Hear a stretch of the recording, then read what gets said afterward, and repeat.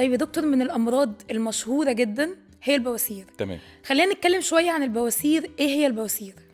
البواسير باختصار هي عبارة عن أوعية دموية متمددة بتكون موجودة في منطقة الشرج. تقريبا البواسير بتصيب 40% من سكان العالم، يمكن أكتر في بعض الدول على حسب طبيعة الأكل بتاعت الناس أو الشعوب. فيعني في بلاد مثلا البلاد المشهورة بالأكلات الحراقة، الأكلات السبايسي، البلاد المشهورة بالأكلات الدسمة، بتلاقي فيه نسبة حدوث البواسير أعلى بكتير جدا من البلاد التانية. فالبواسير باختصار هي تمدد في الأوعية الدموية في قناة الشرج أو في منطقة الشرج. هل البواسير ليها أنواع؟ وإيه هي أنواعها؟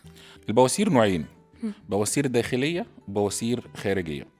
بواسير داخلية دي بيكون منشأها من داخل قناة الشرج أو من الجزء العلوي من قناة الشرج. البواسير الخارجية بيكون منشأها في الجزء السفلي من الشرج.